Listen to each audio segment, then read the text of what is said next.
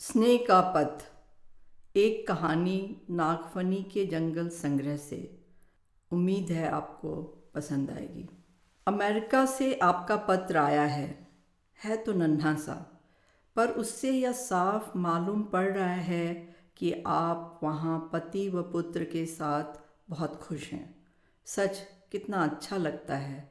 आपने जीवन में वह सब पा लिया है जिसका सपना हर भारतीय स्त्री देखती है। फिर आप तो आधुनिक भारतीय स्त्री की जीती जागती मिसाल हैं। याद आया, यही विषय तो आपके शोध का भी था। देखा जाए तो याद करने जैसा क्या है। कुछ भूला हो तो याद करें। 7-8 साल पहले की हर बात आज भी ऐसी लगती है मानो कल की बात हो। एमए में प्रवेश मिल गया। छात्रावास में रहना है। छात्रावास में रहने का अभ्यास नहीं, प्रथम अवसर है। दुख तो बस इतना ही है कि देर से प्रवेश लेने के कारण उस छात्रावास में स्थान नहीं मिला जिसमें एमए की अधिकांश छात्राएं रहती हैं। अतएव मुझे शोधरत गंभीर महिलाओं के छात्रावास में विवशतावश ही रहना पड़ रहा है। मेरी समस्या यह है कि यहाँ समस्याएं ही समस्याएं हैं। यहाँ शोर मचाना, हंसना तो दूर, आप ऊंची आवाज़ में बोल तक नहीं सकती। यहाँ कनिष्ठ होना अक्षम्य अपराध है। जरा ऊंचा बोलिए, ठहाके लगाइए या ऊंचे स्वर में रेडियो बजाइए, बस चारों दिशाओं में हाहाकार मच जाएगा। 4-5 महिला नुमा शोधग्रस्त बालाएं आपको घेर कर कुछ इस तरह से धिक्कारने लगेंगी कि आप फिर कभी ना बोलने की शपथ तक ले लेंगी। पर मेरे जैसा मोटी खाल वाला कौन होगा जो शपथ लेकर अति शीघ्र उसे ऐसे विस्मृत कर दे जैसे दुष्यंत ने शकुंतला को विस्मृत कर दिया था।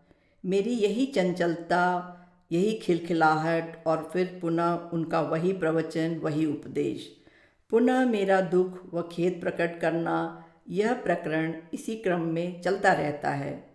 मैं तो अब अभ्यस्त हो गई हूँ। एक प्रकार से वे मुझसे और मैं उनसे त्रस्त हो चुके हैं। संकटों और बाधाओं की सूची प्रथम ही विस्तृत थी। उनमें एक नई बाधा और आ जुड़ी। वार्डन महोदया के उर्वर मस्तिष्क में एक नई बाधा अंकुरित व पल्लवित होती रही और हमें आभास तक न हुआ। रात की उपस्थिति पंजिका में हस्ताक्षर अब किसी वरिष्ठ शोधग्रस्त महिला की कड़ी दृष्टि और निगरानी में करना पड़ेगा। ठीक 8 बजे सिर झुकाए किसी जेल के कैदी जैसे सामान्य कक्ष में जाइए और पंजिका में हस्ताक्षर कीजिए। वैसे ही इतने कष्ट थे। एक और सही तो अंशुमाला दीदी की निगरानी में हस्ताक्षर प्रकरण चलेगा इस माह। आप हमारे छात्रावास की वरिष्ठतम शोध छात्रा हैं। आपसे भयग्रस्त नहीं तो सावधान रहना हमारा प्रथम कर्तव्य होगा। वैसे मुझ पर आपकी विशेष कृपा है। सदा मधुर दृष्टि से देखकर मुझे स्तब्ध कर देना आपको विशेष प्रिय है। मैं मूर्ख तो नहीं जो आपका उद्देश्य ना समझ सकूं। यदि आपको एक चमची की ही तलाश है तो कोई उपयुक्त पात्र खोजिए। पिछले 2 सप्ताह से आप मेरे पीछे पड़ी हैं। मेरा मनी ऑर्डर आए, पत्र आए, बस आपको तो अवसर मिलना चाहिए मेरे कमरे में पधारने का।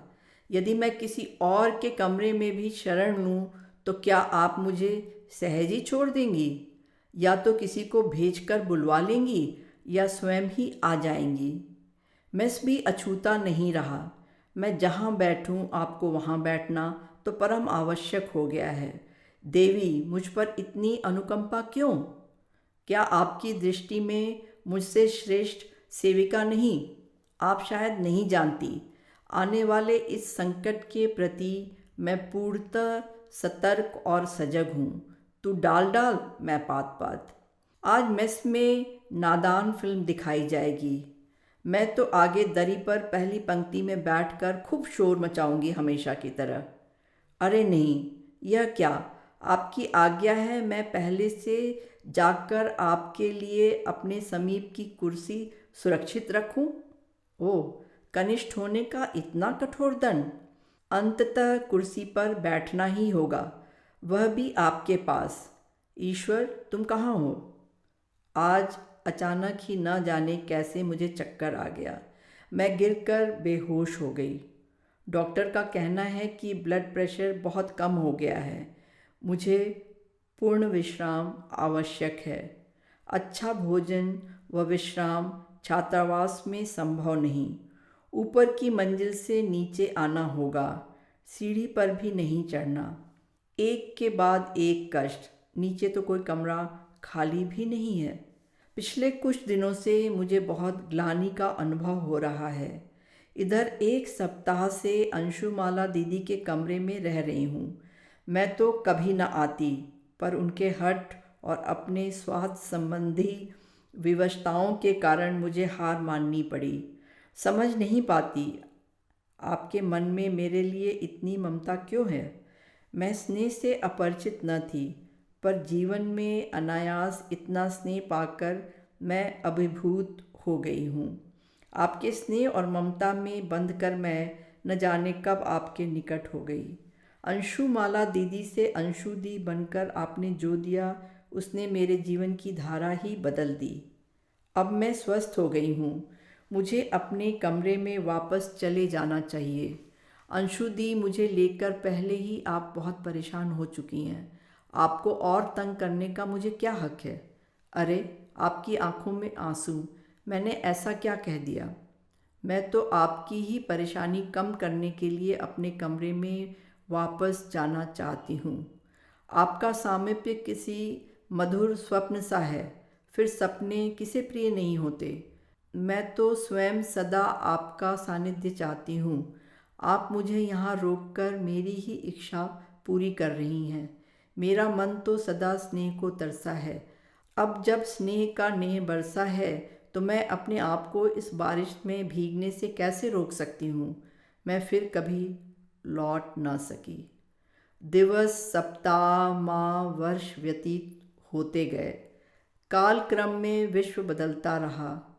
काल की गति से अप्रभावित, अपरिवर्तित यदि कुछ था, तो हमारा संबंध, हमारा स्नेह। आपके स्नेह की छाँव में हमारा विकास होता रहा।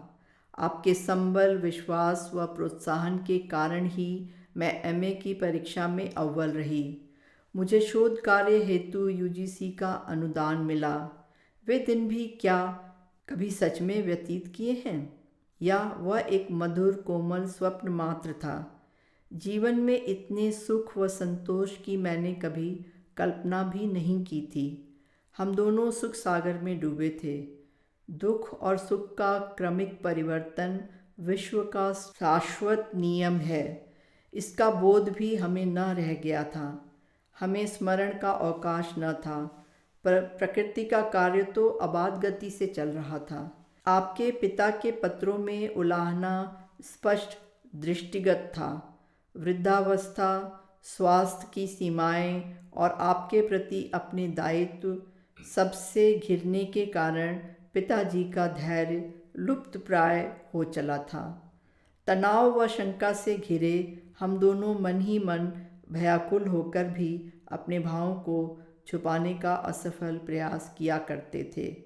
आपके पिताजी को दिल का दौरा पड़ा। इस सूचना ने हमारी क्षणिक आशा को चिर निद्रा दे दी। गहन व्यथा के इन क्षणों में आपने निराश, थकी हुई आवाज़ में कहा था, मैं कल घर जा रही हूँ, शायद फिर कभी ना आने के लिए। मेरी बहुत इच्छा थी कि अपने शोध कार्य पर एक ग्रंथ लिखूंगी, पर आज वह एक दिवा स्वप्न बन गया है। मात्र पिताजी का अवलंबन था। भाइयों से सहायता की आशा करना भी व्यर्थ है। मुझे तो कोई स्कॉलरशिप भी नहीं मिलती। अब मेरे जीवन में अंधेरा ही अंधेरा है। मैंने दिलासा देने की कोशिश की थी। मुझे जो मिलता है उसी में दोनों आराम से रह सकते हैं, पर शायद हम दोनों और विशेषतः आप इस तथ्य को विस्मृत नहीं कर सकी थीं कि उस लघु राशि में हम दोनों का यापन संभव नहीं था। देर तक नियंत्रित रुदन सहसा फूट पड़ा था। फिर तो आंसुओं में हमारी निराशा, तनाव, कुंठा, संत्रास, दुख सब डूब कर रह गए थे। आपको स्टेशन छोड़कर आने के बाद मुझे जीना अत्यंत निरर्थक प्रतीत हुआ। आपके पत्रों की प्रतीक्षा में दिवस युग से लगते। प्रतीक्षारत आंखें स्वयं प्रतीक्षा बन गईं, पर आपका पत्र न आया। लोग कहते थे उन दिनों मैं हंसना मुस्कुराना तक भूल गई थी। उन दिनों के एकाकीपन, तनाव व कुंठा की स्मृति आज भी मुझे स्तंभित कर देती है। मुझे ज्ञात न था कि मैं इस सीमा तक आप पर निर्भर रहने लगी थी। जो आपसे पूछे बिना खाता पीता सोता तक न हो, उस पर खुद ही जीने की जिम्मेदारी डालकर आप अचानक ही चली गई थी। मन में बार बार यह इच्छा जागती थी कि मैं भी आपके घर, आपके पास पहुंच जाऊं। प्रत्येक पत्र में मैंने अपनी इच्छा स्पष्टतः प्रकट की थी, पर आपका पत्रोत्तर ही न आया था। आपकी उपेक्षा का मुझे अभ्यास न था। ऐसे में मेरा आहत होना सहज था। आपने मुझे विस्मृत कर दिया। इसकी कल्पना मात्र मुझे असह्य लगती थी। असीम कुंठा और निराशा के उन क्षणों में अचानक एक दिन मेरे सम्मुख एक बिंब उभरा था। अस्पष्ट सा। प्रयत्न करने पर मैंने जाना था यह आपका ही चित्र था। उस एक क्षण, हाँ उस एक क्षण कि मैं आभारी हूँ जिसमें मुझे सत्य के दर्शन हुए थे और मुझे उसी आनंद की अनुभूति हुई थी जो कभी बोधि वृक्ष के नीचे बैठकर गौतम बुद्ध को हुई होगी। सिद्धार्थ से गौतम बुद्ध बनने तक जिस गहन व्यथा, उत्कंठा और आकांक्षा के मिले जुले तनाव से होकर सिद्धार्थ गुजरे होंगे, मैं शायद उसे तब ही समझ पाई थी। बुद्ध के ज्ञान बोध का मर्म मुझे तब समझ में आया। बुद्ध को जो ज्ञान का प्रकाश मिला, उसके पीछे व्यथा का कितना लंबा इतिहास है। शायद इतिहासकारों का ध्यान इस ओर गया भी नहीं कभी। बुद्ध की महानता पूजनीय है, मैं उनसे अपनी तुलना नहीं कर रही, पर उन आत्मघाती क्षणों में जो चमत्कारी प्रभाव मुझ पर हुआ, वह कम से कम मेरे लिए अत्यंत बहुमूल्य है। मुझे उस क्षण लगा कि मैं कायर हूँ, पलायनवादी हूँ। आपको दुख के समुद्र में डूबा देखकर स्वयं भी डूब जाना तो फिर भी सरल है। मुझे तो उस समुद्र में डूबने से बचाकर आपको किनारे तक लाना है। यह आपका बड़प्पन है। आप अपनी व्यथा में मुझे सम्मिलित नहीं करना चाहती, उसकी सूचना तक नहीं देना चाहती। इसलिए आपने पत्र लिखना भी उचित न समझा होगा। मैं भी अपने स्नेह और मित्रता को शर्मिंदा नहीं कर सकती। मुझे कुछ करना होगा। किसी तरह भी धन की व्यवस्था कर आपके रुके हुए कार्य को गति देनी होगी। फिर वही अखबारों में नौकरी के विज्ञापन ढूंढना, मिलने पर आवेदन पत्र भेजना मेरी दिनचर्या बन गई। कुछ साक्षात्कार भी इस बीच होते रहते थे। बस दिन बीत रहे थे। मुझे इतना पता था। ऐसे में एक दिन एक रजिस्टर्ड पत्र मिला। बहुत ही अनमने भाव से मैंने उसे खोला था। एक महाविद्यालय में प्रवक्ता हेतु मेरा चयन हो गया था। नियुक्ति पत्र हाथ में लिए मैं देर तक सोचती रही कि ऐसे में मुझे क्या करना चाहिए। यदि नियुक्ति स्वीकार कर लेती हूँ तो मेरा शोध कार्य कभी पूरा ना हो सकेगा। उस छोटे से कस्बे में रहकर सिविल सर्विस की परीक्षा की तैयारी भी नहीं हो पाएगी। भविष्य का हर स्वप्न कुछ देर आँखों के आगे सितारों की तरह झिलमिलाता रहा। मैं सूखी आँखों से एकटक उन्हें देखती रही। भविष्य के आसमान से मेरे सारे सपने तारों की तरह टूट टूट कर गिरते चले गए और मैं देखती रही। अचानक आँखों से कुछ बूंदें गिर पड़ीं। उन झरते हुए बूंदों के साथ मेरे सपने भी झर गए। मन का बोझ रोने के पश्चात वैसे ही हल्का हो गया था जैसे बरसने के बाद बादल। मुझे लगा कि प्रवक्ता बनकर मैं इतना धन अवश्य अर्जित कर लूँगी जिससे अंशुदी का शोध कार्य पूर्ण हो सके। मैंने यह भी निश्चय किया कि मैं अंशु दी को इस विषय में कुछ नहीं बताऊंगी। जीवन में कितनी विसंगतियां हैं। आज उसी अंशु दी को मैं इतने महत्वपूर्ण निर्णय की सूचना भी नहीं देना चाहती जिससे पूछे बिना मैं कमरे के बाहर कदम तक न रखती थी। प्रवक्ता पद का कार्यभार मैंने ग्रहण कर लिया। जीवन की विडंबनाओं ने मुझे भाव शून्य बना दिया था। कर्तव्य के अतिरिक्त शेष सब कुछ विस्मृत हो गया। मुझे अपने विषय में आपको सूचित करने का साहस भी मुझ में नहीं रहा और आपके विषय में भी मुझे कुछ ज्ञात न था। अंततः मैंने सरिता को पत्र लिखना नहीं चाहती थी। आपको किसी और के माध्यम से एक दिन जानना पड़ेगा ऐसा कहाँ सोचा था। सरिता से आपके विषय में जानकारी मांगते हुए मैं स्वयं अपनी निगाहों में गिर गई थी। रिश्तों का कोई नाम नहीं होता, पर जब उनको किसी तीसरे के माध्यम से जानना पड़ जाए तो उसे नाम देना आवश्यक हो जाता है। नाम की आवश्यकता इस बात की सूचना देती है कि संबंध चुक गए हैं। हमारा रिश्ता भी व्यथा, कुंठा, बाधाओं के हथौड़ों से जख्मी होकर करुण स्वर में करा रहा था। विश्वास के कदम बोझिल होकर डगमगा रहे थे। संशय में लिपटा हर क्षण हृदय को मथता रहता था। कुंठा के इसी काल में सरिता का पत्रोत्तर आया था। उसी से ज्ञात हुआ था कि लगभग 20 दिन पहले आप घर से वापस आ गई थीं। आहत मन को एक और धक्का पहुंचा था। दादाजी नहीं रहे, यह जानकर भी आपने 2 शब्द लिखने तक की औपचारिकता नहीं निभाई। सरिता क्या सोचेगी, यह सोचकर मैं स्वयं को धिक्कारती रही। न चाहते हुए भी मैंने आपको एक पत्र लिख भेजा था। पत्रोत्तर नहीं आएगा इसका अनुमान था, फिर भी मन हर दिन डाक आने के समय विचलित होने लगता था। प्रायः ऐसे में आपके पत्रों की प्रतीक्षा का बोध मेरे स्वाभिमान को आहत कर जाता था। ऐसे ही कालक्रम में ग्रीष्म अवकाश की घोषणा हुई तो मैंने लखनऊ जाना तय कर लिया था। हमारे मध्य शंकाओं का नागफनी उग आया था। मैं तनाव मुक्ति की कामना करने लगी थी। उलझनों का एक प्रयास आपकी संपूर्ण निष्ठा से किए बिना नागफनी को जड़ से उखाड़ना संभव नहीं रह गया था। सारी रात ट्रेन में मैं चाह कर भी सो नहीं पाई थी। प्रातः उगते हुए सूरज की नाजुक मखमली किरणों के साथ मैंने जब छात्रावास में प्रवेश किया तो आप कमरे के सामने ही खड़ी मिली थीं। यद्यपि मुझे विस्मृत हो गया था, पर आप शायद उस साधारण से तथ्य को नहीं भूल सकी थीं कि उस दिन मेरा जन्मदिन था। आपकी औपचारिक बधाई ने मुझे अचंभित कर दिया था।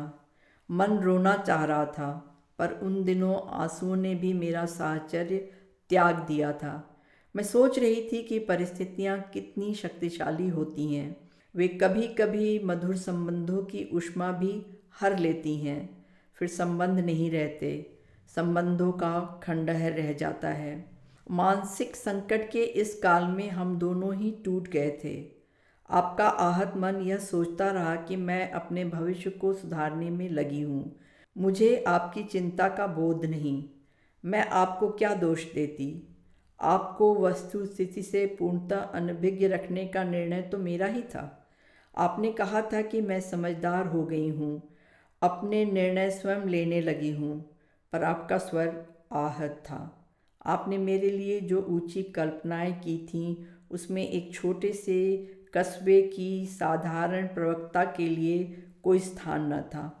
आपने बार बार मुझे शोध कार्य पूरा करने के लिए कहा था। शायद आप अपनी इच्छा की पूर्ति मेरे माध्यम से करना चाहती थीं। मैं कुछ और ही सोच रही थी। आपका शोध कार्य पूर्ण हो, मेरी दृष्टि में वही ज़्यादा महत्वपूर्ण था। मुझे बहुत कुछ कहना था। भावनाएं संप्रेषण की आकांक्षा रखती हैं, पर उस समय भावों को शब्द देना मेरे लिए असंभव हो गया था। मेरी स्तब्ध मूक वेदना आकारहीन होकर शायद आप तक नहीं पहुंच पाई थी। अंततः रात को आपकी गोद में सिर रखने पर ही वह मौन क्रंदन में परिवर्तित हो सका था। दोनों देर तक रोते रहे थे। आंसुओं में डूबी उस अंधेरी रात में दूर से आते हुए स्वर की भांति मेरे निर्णय उच्चरित हो गए थे। आपकी असहमति सहज थी, पर मैंने न जाने क्या क्या तर्क देकर आपकी सहमति ले ही ली थी। हृदय का बोझ कम होने के कारण आप शीघ्र ही सो गई थीं। हमने निश्चय किया था कि मेरी आय से आपका शोध कार्य पूर्णता पाएगा, फिर आप व्यवस्थित हो जाएंगी। तब मैं कार्य मुक्त होकर अपनी इच्छाएं पूर्ण करूंगी। मेरी प्रतीक्षा व्यर्थ नहीं गई। चिर प्रतीक्षित सूरज किरणों के रथ पर बैठकर आया था, मेरे लिए प्रकाश का संदेश लिए। अध्ययन अध्यापन, अध्ययन और अध्यापन, मात्र यही दिनचर्या थी मेरी। प्रत्येक माह के प्रथम दिन मैं नियम पूर्वक डाकघर जाकर आपके नाम मनी ऑर्डर कर आती थी। वह एक दिन ही तो जीवन की सार्थकता का बोध कराता था और जीने की प्रेरणा देता था। उसके अतिरिक्त अन्य दिन कैसे व्यतीत हुए मुझे स्मरण नहीं। कालक्रम में वर्ष व्यतीत होने का आभास मुझे नहीं हुआ। आपके पत्र आते रहते थे। हर पत्र में आपके शोध का प्रगति विवरण पाकर मैं हर्षित हो लेती थी। और एक दिन आपके पत्र से यह समाचार मिला था कि आपका शोध कार्य पूर्ण हुआ। मुझे अद्भुत संतोष मिला था, जैसे मेरा सबसे महत्वपूर्ण कार्य पूर्ण हो गया हो। एक और पत्र, एक और महत्वपूर्ण घटना। आपको वहीं विश्वविद्यालय में प्रवक्ता पद पर नियुक्त कर लिया गया था। मुझे असीम शांति मिली थी। मेरा दूसरा स्वप्न भी सच हो गया था। फिर काल के निरंतर पथ पर आप प्रगति करती चली गईं।